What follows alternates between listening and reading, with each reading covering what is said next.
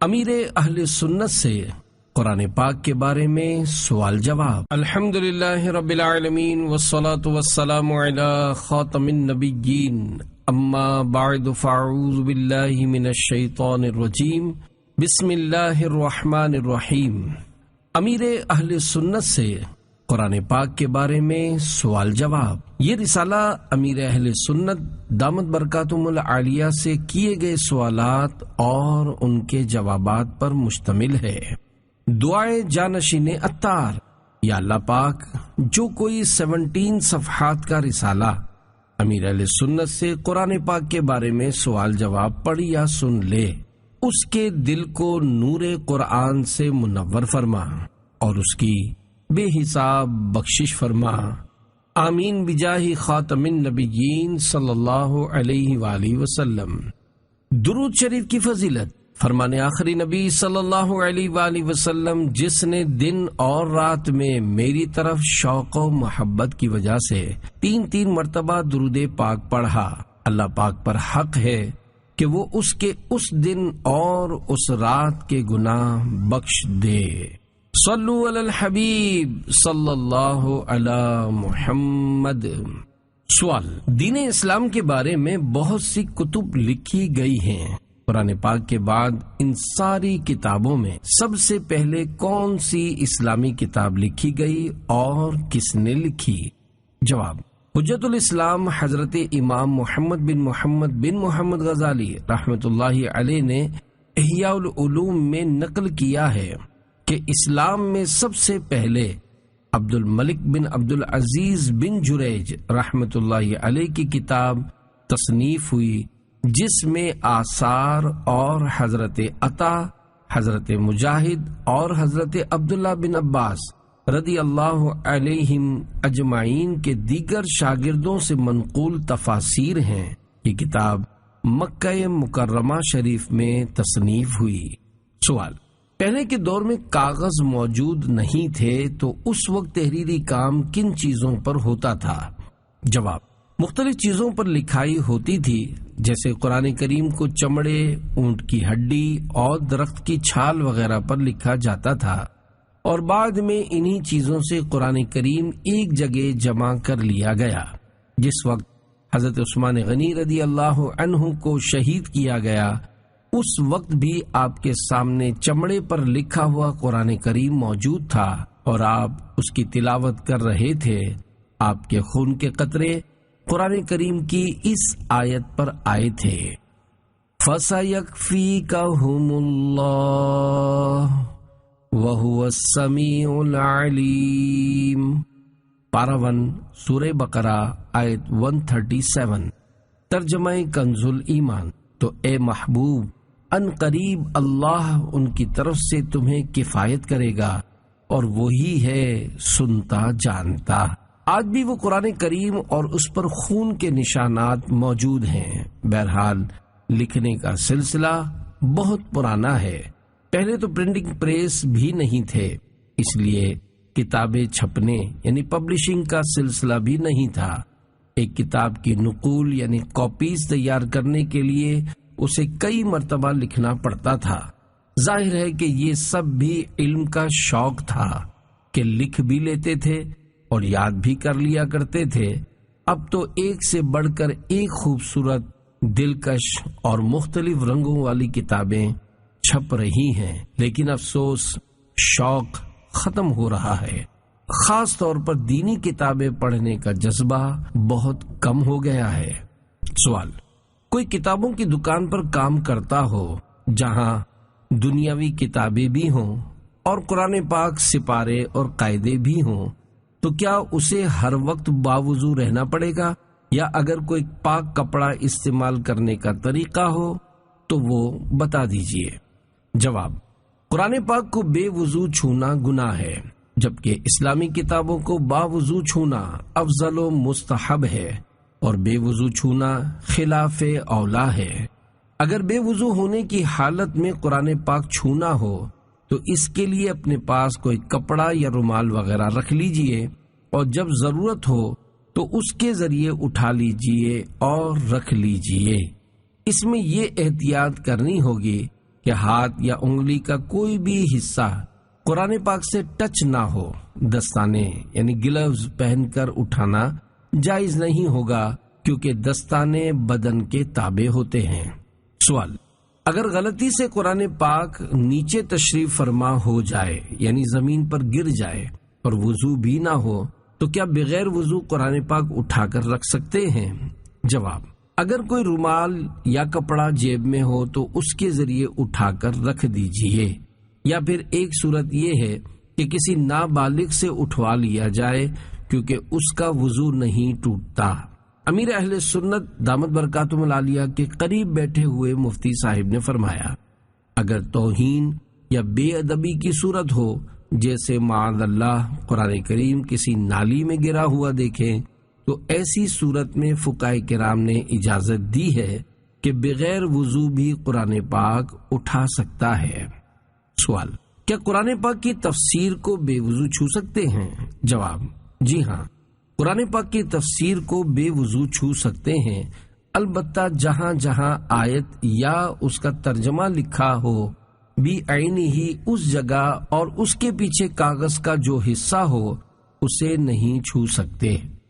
اس موقع پر مدنی مذاکرے میں شریک مفتی صاحب نے فرمایا، تفاسیر دو طرح کی ہوتی ہیں، ایک تو وہ جو جدا گانا ہوتی ہے اور تفسیر ہی کہلاتی ہے، جیسا کہ تفسیر جلالین کہ یہ ہمارے یہاں الگ سے ملتی ہے تو اسے بے وضو چھو سکتے ہیں، اور دوسری وہ تفاسیر جو بالکل قرآن پاک کی طرح ہوتی ہیں اور قرآن پاک ہی کہلاتی ہیں، جیسا کہ بیروت سے چھپنے والی تفسیر جلالین، تفسیر خزانہ العرفان اور تفسیر نور العرفان وغیرہ، کہ یہ دیکھنے میں قرآن پاک ہی معلوم ہوتی ہیں، لہذا ایسی تفاسیر کو بے وضو ہاتھ نہیں لگا سکتے۔ حاشیہ: بے وضو، جنب اور حیض و نفاس والی، ان سب کو فقہ و تفسیر و حدیث کی کتابوں کا چھونا مکروہ ہے، اور اگر ان کو کسی کپڑے سے چھوا اگرچہ اس کو پہنے یا اوڑے ہوئے ہو تو حرج نہیں، مگر موضع آیت یعنی آیت کی جگہ پر ان کتابوں میں بھی ہاتھ رکھنا حرام ہے۔ ایک اور موقع پر امیر اہل سنت دامت برکاتہم العالیہ نے فرمایا، تفسیر نعیمی یا تفسیر صراط الجنان یہ مفصل تفاسیر ہیں، انہیں بھی اگرچہ بے وضو چھونا اچھا نہیں ہے، مستحب یہ ہے کہ انہیں بھی باوضو چھوا جائے، مگر کسی نے انہیں بے وضو چھو لیا تو گناہ نہیں ہے، البتہ بے وضو ہونے کی حالت میں انہیں اور کسی بھی دینی کتاب کو چھوتے وقت یہ احتیاط کرنی ہوگی کہ قرآنی آیت یا اس کے ترجمے پر آگے یا پیچھے کہیں سے ہاتھ نہ لگے۔ سوال: اگر کتابوں کی الماری کے ایک پارٹیشن میں قرآن پاک ہو تو اس کے اوپر والے پارٹیشن میں کوئی دوسری دینی کتاب وغیرہ رکھ سکتے ہیں؟ یہ بے ادبی تو نہیں ہے؟ جواب: اوپر نہ کتابیں رکھیں اور نہ ہی کوئی دیگر سامان رکھیں۔ بعض لوگ الماری میں دینی کتابیں رکھتے ہیں اور اوپر دیگر چیزیں رکھ دیتے ہیں، ایسا نہ کریں۔ سوال: جس کمرے میں قرآن مجید ہو اس کی چھت پر چڑھنے میں کوئی بے ادبی تو نہیں ہے؟ جواب: جی نہیں، اس میں کوئی بے ادبی نہیں ہے، ورنہ تو زندگی دشوار ہو جائے گی۔ ہم مسجد کی پہلی منزل پر نماز پڑھنے کے لیے جاتے ہیں تو نیچے قرآن مجید ہوتے ہیں، اسی طرح بلڈنگوں اور پلازوں میں کوئی بھی گھر ایسا نہیں ہوگا جس میں قرآن کریم نہ ہو، تو یوں اس کا کوئی حل نہیں ہے۔ سوال: ریل گاڑی، ہوائی جہاز یا کشتی وغیرہ میں سفر کے دوران قرآن کریم کو کس جگہ رکھیں؟ جواب: ادب کی جگہ رکھیں۔ ایسا بیگ جس کے اوپر پاؤں رکھ کر یا اس بیگ پر ہی لوگ بیٹھ جاتے ہیں تو اپنے ضمیر سے پوچھیں کہ کیا کوئی اس میں قرآن کریم رکھ سکتا ہے؟ لہذا قرآن کریم علیحدہ سے کسی بیگ میں رکھ کر ایسی جگہ رکھیں جہاں بے ادبی نہ ہو، یا اپنے پاس رکھ لیں۔ اگر جزدان میں لپٹا ہوا ہے تو بے وضو بھی اسے ہاتھ میں رکھنے میں حرج نہیں ہے۔ سوال: اگر کسی کو قرآن پاک تحفے میں دیا اور اس نے قرآن پاک میں جو سجدے ہوتے ہیں وہ سجدے نہ کیے تو کیا وہ قرآن پاک کا تحفہ قبول ہوگا یا نہیں؟ جواب: اگر قرآن کریم کا نسخہ کسی کو تحفے میں دیا تو ثواب ملے گا۔ آیت سجدہ پڑھنے سننے کے جو بھی مسائل ہیں ان کے مطابق جب سجدہ کسی پر واجب ہوگا تب اسے سجدہ کرنا ہوگا۔ اب جسے قرآن کریم دیا گیا اگر وہ آیت سجدہ پڑھ یا سن کر سجدہ نہیں کرتا تو یہ اس کا معاملہ ہے۔ اگر سجدہ واجب ہونے کے باوجود نہیں کرے گا تو وہ گناہگار ہوگا۔ نیز یہ بھی ممکن ہے کہ جسے قرآن کریم کا نسخہ تحفے میں دیا گیا اسے پڑھنا ہی نہ آتا ہو۔ بہرحال ایسے شخص کو بھی قرآن کریم تحفہ دینے میں کوئی حرج نہیں ہے۔ سوال: اگر کسی انسان نے 3 مرتبہ جھوٹی بات پر قرآن پاک اٹھایا تو اس کا کیا گناہ ہے؟ جواب: قرآن کریم کی قسم کھانا قسم ہے، البتہ صرف قرآن کریم اٹھا کر یا اس پر ہاتھ رکھ کر کوئی بات کرنا قسم نہیں۔ فتاوی رضویہ جلد 13 صفحہ 574 پر ہے۔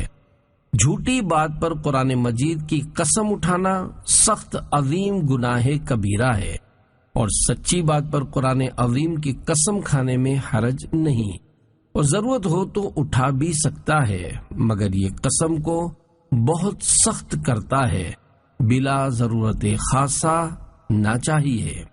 سوال: قرآن کریم کا صفحہ یعنی پیج شہید ہو کر زمین پر تشریف لے آئے تو کیا اسے بے وضو جلدی میں اٹھا سکتے ہیں؟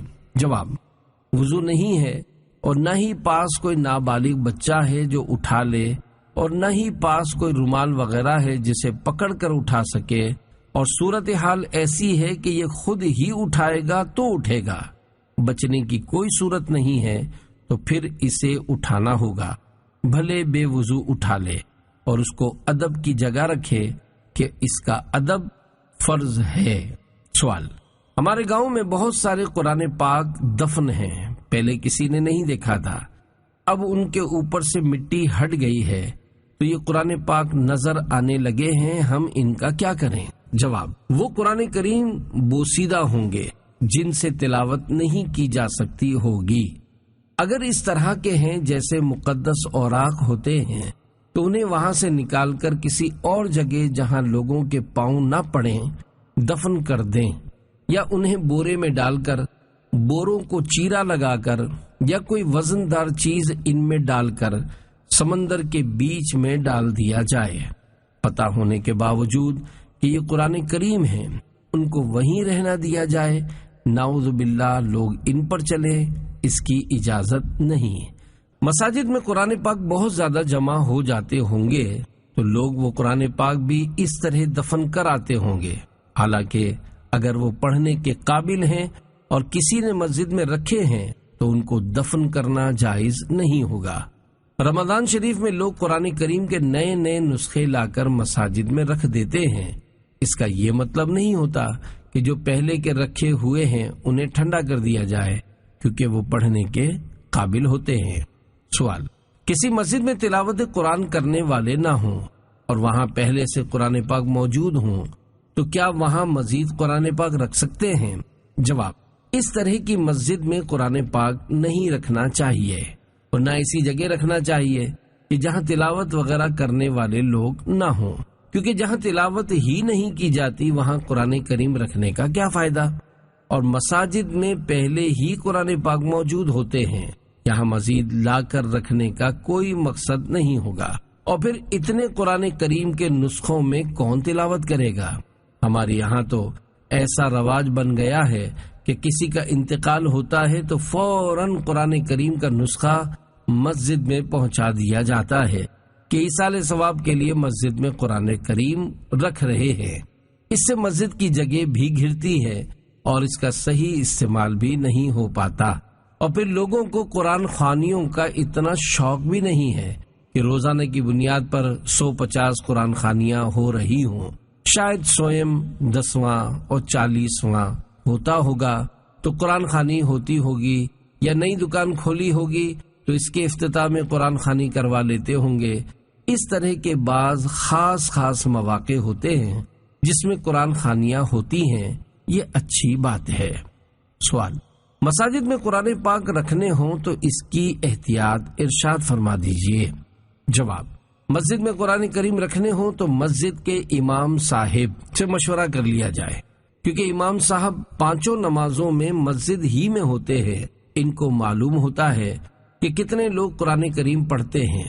مشورہ کر لینا اچھا ہوگا، ورنہ اگر پہلے 99 قرآن پاک رکھے تھے تو ایک اور کا اضافہ ہو کر 100 پورے ہو جائیں گے۔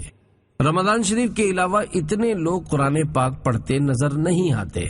البتہ جو مساجد آباد ہوتی ہیں ان میں کچھ نہ کچھ تلاوت کرنے والے ہوتے ہیں، مگر ان کی تعداد بھی اتنی نہیں ہوتی جتنے قرآن کریم رکھے ہوتے ہیں۔ قرآن کریم بہت سارے رکھے ہوتے ہیں، مگر پڑھنے والے 2-4 ہی ہوتے ہیں۔ احمد آباد شریف ہند کی مساجد میں دیکھا تھا کہ ڈھیروں قرآن کریم رکھے ہوئے ہیں، حتیٰ کہ پورے بکس قرآن کریم سے بھرے ہوئے ہوتے ہیں۔ بائنڈنگ کیے ہوئے 30 پارے رکھے ہوتے ہیں اور ان پر گجراتی میں اس طرح کے جملے لکھے ہوتے ہیں: فلاں بھائی نا ایصال ثواب، فلاں بھائی نا طرف تے ایصال ثواب۔ بیچارے کمیٹی والے بھی بے بس ہوتے ہیں کہ جو دینے آیا ہے اسے کس طرح منع کریں، اگر منع کیا تو ان سے لڑے گا کون؟ اس وجہ سے لوگ رکھ دیتے ہیں۔ میں یہ سوچتا ہوں کہ کمیٹی والے اتنے سارے قرآن کریم کے نسخوں کو کس طرح سنبھالتے ہوں گے۔ ہو سکتا ہے یہ قرآن کریم لوگ گھروں میں قرآن خوانی کے لیے لے جاتے ہوں، پھر واپس لا کر رکھ دیتے ہوں، لیکن قرآن خوانی کے لیے بھی صرف ایک ہی سیٹ کافی ہوتا ہوگا۔ اس کے باوجود میں نے کئی سیٹ رکھے ہوئے دیکھے ہیں کہ یہ مرحومین کے ایصال ثواب کے لیے ہیں۔ سوال: اگر مسجد میں قرآن پاک زیادہ تعداد میں جمع ہوں اور پڑھنے والے اتنے نہ ہوں تو ان کا کیا کیا جائے؟ جواب: امیر اہل سنت دامت برکاتہم العالیہ کے قریب بیٹھے ہوئے مفتی صاحب نے فرمایا، اگر ایک ہی مسجد میں اتنے زیادہ قرآن کریم جمع ہو گئے کہ جن کی یہاں پر ضرورت نہیں تھی تو ان کو دوسری مسجد کے لیے دیا جا سکتا ہے۔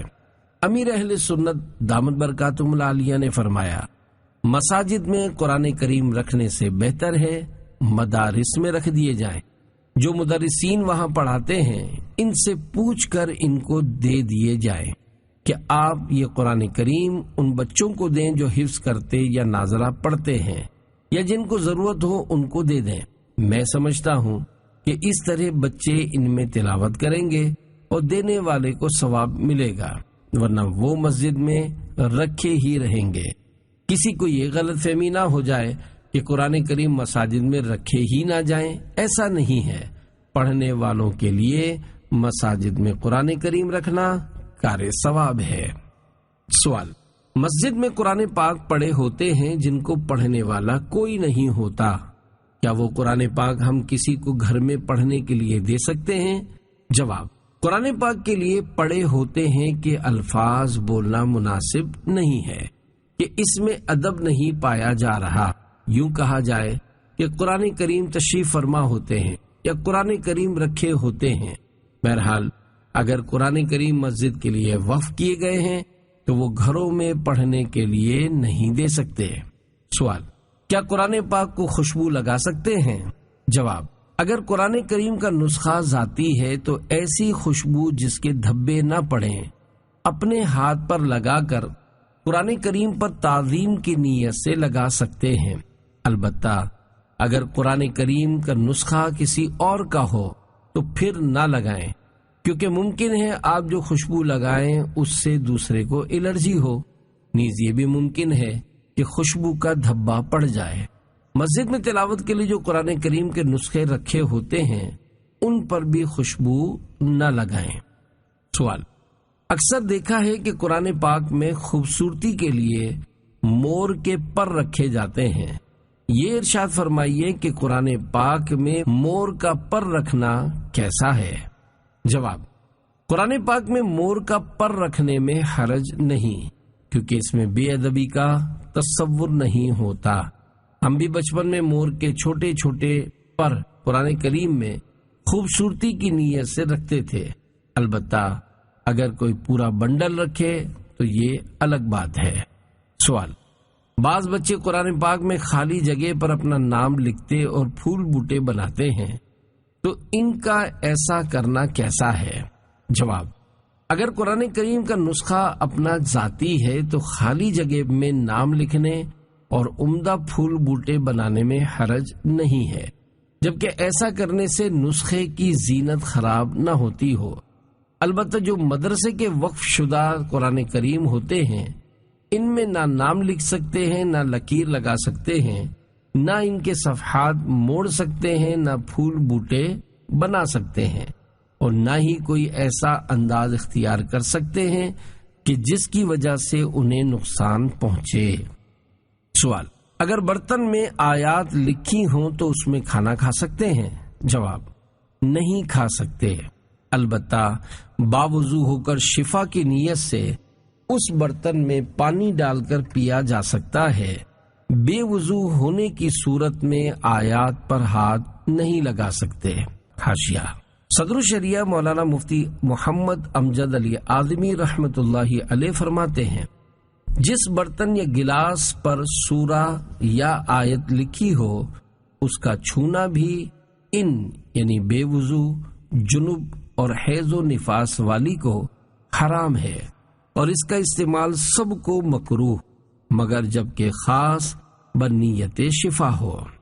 سوال: قرآن کریم میں جگہ جگہ رکوع پورا ہونے پر عین لکھا ہوا ہوتا ہے، اس سے کیا مراد ہوتا ہے؟ جواب: ہو سکتا ہے یہ سن کر آپ کو تعجب ہو کہ یہ اشارہ ہے، اور اس سے مراد امیر المومنین حضرت عثمان غنی رضی اللہ عنہ ہیں۔ یوں اس حساب سے قرآن کریم کا کوئی بھی نسخہ ان کے ذکر خیر سے خالی نہیں ہے۔ سوال: موبائل میں قرآنی آیات کے میسج کو ڈیلیٹ کرنا کیا اس حدیث پاک کے حکم میں آئے گا کہ قرب قیامت میں لوگ قرآن کو مٹائیں گے؟ جواب: لوگ قرآن کو مٹائیں گے یہ میں نے نہیں پڑھا، البتہ اس طرح ہے کہ قرآن اٹھا لیا جائے گا، یعنی سینوں سے نکل جائے گا۔ امیر اہل سنت دامت برکاتہم العالیہ کے قریب بیٹھے ہوئے مفتی صاحب نے فرمایا، حضرت عبداللہ بن مسعود رضی اللہ عنہ کے حوالے سے ہے کہ قرب قیامت میں قرآن پاک سینوں سے نکال لیا جائے گا۔ حضرت عبداللہ بن مسعود رضی اللہ عنہ فرماتے ہیں، بے شک یہ قرآن جو تمہارے سامنے موجود ہے ان قریب اسے اٹھا لیا جائے گا۔ ایک شخص نے کہا، یہ کیسے ہو سکتا ہے، حالانکہ ہم نے اسے دلوں میں اور صحیفوں میں محفوظ کر رکھا ہے، ہم اپنے بچوں کو اس کی تعلیم دیتے ہیں اور ہمارے بچے اپنی اولاد کو قرآن سکھاتے ہیں۔ آپ نے فرمایا، وہ ایک رات میں چلا جائے گا اور صبح کے وقت لوگ اسے نہیں پائیں گے، اور اس کی صورت یہ ہوگی کہ قرآن دلوں اور صحیفوں سے محو کر دیا جائے گا۔ نیز حضرت عبداللہ بن مسعود رضی اللہ عنہ نے ہی فرمایا کہ قرآن پاک خوب پڑھو اس سے پہلے کہ قرآن پاک اٹھا لیا جائے، کیونکہ قیامت قائم نہ ہوگی جب تک قرآن پاک نہ اٹھایا جائے۔ جب قیامت یعنی قیامت قائم ہونے کو صرف 40 برس رہ جائیں گے، ایک خوشبودار ٹھنڈی ہوا چلے گی جو لوگوں کی بغلوں کے نیچے سے گزرے گی، جس کا اثر یہ ہوگا کہ مسلمان کی روح قبض ہو جائے گی اور کافر ہی کافر رہ جائیں گے، اور انہی پر قیامت قائم ہوگی۔ امیر اہل سنت دامت برکاتہم العالیہ نے فرمایا، یعنی کوئی حافظ باقی نہیں رہے گا۔ اپنے موبائل سے ڈیلیٹ کرنا مراد نہیں ہے۔ قرآن پاک کی آیات مبارکہ لکھ کر تعویذ بھی بنائے جاتے ہیں اور ان کو پانی میں ڈال دیا جاتا ہے جو اس میں گھل جاتے ہیں اور آیات مٹ جاتی ہیں، تو اسے قیامت کی نشانی نہیں کہا جائے گا، بلکہ اس پانی کا پینا جائز اور باعث شفا ہوگا۔ لہذا موبائل سے قرآنی آیات ڈیلیٹ کرنے میں کوئی حرج نہیں۔ سوال: اگر کوئی قرآن پاک حفظ کرے تو کتنے عرصے تک یاد رکھنا ضروری ہے؟ جواب: مرتے دم تک یاد رکھے اور از خود نہ بھلائے۔ البتہ اگر حافظہ خود بخود ختم ہو جائے تو یہ الگ بات ہے، جیسا کہ بعض اوقات آخری وقت جب بندہ مرنے کے قریب ہوتا ہے یا حادثے کی صورت میں حافظہ ختم ہو جاتا ہے اور بندہ اپنے ماں باپ بلکہ اولاد تک کو نہیں پہچان پاتا۔ اللہ پاک ہمیں اس حالت سے محفوظ رکھے۔ جو قرآن پاک حفظ کرے وہ ساری عمر قرآن پاک پڑھتا رہے، اور ہو سکے تو روزانہ کم از کم ایک پارہ پڑھے۔ انشاءاللہ اس طرح دہرائی کرتے رہنے سے قرآن پاک یاد رہے گا۔ سوال: بعض اوقات اسکول کالج میں امتحان کی تیاری کے لیے قرآن پاک کی آیات یاد کی جاتی ہیں جو اسلامیات اور دینیات کے پیپر کا حصہ ہوتی ہیں، یا کسی دوسرے مقصد کے لیے یاد کی جاتی ہیں۔ کیا ان سب کے لیے یہ حکم ہے کہ جو آیت ایک بار یاد کر لی اسے یاد ہی رکھنا ہے، بھلانا نہیں ہے؟ جواب: جو آیت یاد کر لی گئی اب اسے یاد ہی رکھیں۔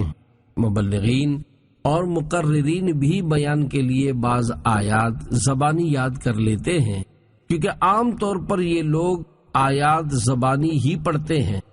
اگرچہ ہم نے اپنے مبلغین کو یہ ذہن دیا ہوا ہے کہ بیان دیکھ کر ہی کرنا ہے، مگر مقررین ایسا نہیں کرتے۔ ان کو بھی یہ خیال رکھنا ہوگا کہ جو آیت ایک دفعہ یاد ہو گئی اب اسے یاد ہی رکھیں۔ امیر اہل سنت دامت برکاتہم العالیہ کے قریب بیٹھے ہوئے مفتی صاحب نے فرمایا، یہ حکم مطلقاً ہے، یعنی ہر ایک کے لیے ہے، چاہے وہ حافظ قرآن ہو یا نہ ہو۔ الزواجر میں ایک ایک حرف اور آیت کے حوالے سے یہ بات لکھی ہے۔ سوال: کچھ لوگوں کو قرآن پاک پڑھانا نہیں آتا، پھر بھی قرآن پاک پڑھاتے اور اس کے پیسے لیتے ہیں، ایسا کرنا کیسا؟ جواب: یہ ناجائز ہے، ایسا کرنے والا گناہگار ہوگا۔ حاشیہ: اعلیٰ حضرت امام احمد رضا خان رحمت اللہ علیہ فرماتے ہیں، بلا شبہ اتنی تجوید کے جس سے تصحیح حروف ہو اور غلط خوانی سے بچے فرض عین ہے۔ بزازیہ وغیرہ میں ہے، اللحن حرام بلا خلاف، یعنی بلا خلاف لحن حرام ہے۔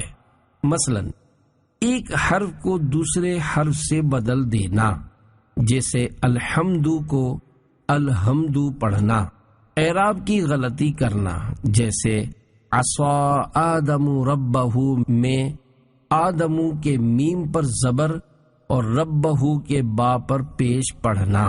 سوال: جو گھروں پر قرآن پاک پڑھانے جاتے ہیں، اگر گھر والے بغیر مانگے انہیں کچھ کھانے کو دیں تو کیا وہ کھا سکتے ہیں؟ جواب: اگر بغیر مانگے اپنے شوق سے کھلاتے ہیں تو بالکل کھا سکتے ہیں، گھر والوں کو ثواب بھی ملے گا۔ اس کے لیے سوال نہ کیا جائے اور نہ ہی انڈائریکٹ یعنی بالواسطہ کہا جائے، جیسے مجھے بہت بھوک لگی ہوئی ہے، آج کھانے کا موقع نہیں ملا، گیس ختم ہو گئی تھی، پکا نہیں سکے تھے، یہاں سے فارغ ہو کر ہوٹل جاؤں گا، آج تو ہوٹل میں کھانا پڑے گا۔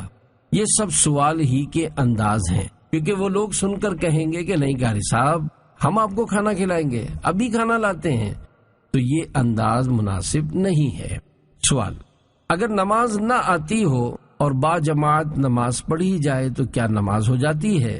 جواب: جس کی قراءت درست نہیں ہے اس کے لیے ضروری ہے کہ کسی جامع شرائط امامت قاری کے پیچھے نماز پڑھے، اور اس پر فرض ہے کہ کوشش کر کے اتنی قراءت سیکھ اور یاد کر لے کہ جتنی نماز میں کرنا فرض ہے۔ نیز نماز میں جتنی قراءت کرنا واجب ہے اتنی ہی سیکھنا اور یاد کرنا واجب ہے۔ اسی طرح جتنی قراءت نماز میں مستحب ہے اتنی قراءت سیکھنا اور یاد کرنا مستحب ہے۔ قاری کے پیچھے نماز پڑھنے کا مطلب ہے ایسے شخص کے پیچھے نماز پڑھے جو درست قرآن پڑھنا جانتا ہو۔ یہ مراد نہیں کہ جو بڑے لہجے کے ساتھ کان پر ہاتھ رکھ کر خوبصورت آواز میں پڑھتے ہیں ان کے پیچھے نماز پڑھے کہ لوگ عموماً ایسوں کو ہی قاری سمجھ رہے ہوتے ہیں، حالانکہ ان میں سے ہر ایک کا قاری ہونا ضروری نہیں، بلکہ ان میں سے بعض مخارج کے معاملے میں توڑ پھوڑ مچا رہے ہوتے ہیں۔ البتہ اگر کوئی اس طرح خوبصورت انداز میں قرآن پڑھنے والا واقعی قاری ہو تو اس کے پیچھے بھی نماز پڑھی جا سکتی ہے۔ یاد رکھیے، اصل قاری وہ ہے جس کی کم از کم اتنی قرأت درست ہو جس سے نماز صحیح ادا ہو سکے۔ بہرحال جس کی قرأت درست نہ ہو وہ کسی جامع شرائط امامت قاری کے پیچھے نماز پڑھے اور سیکھتا بھی رہے، اور وہ التحیات بھی سیکھ کر یاد کر لے کہ اس کا بھی نماز میں پڑھنا واجب ہے۔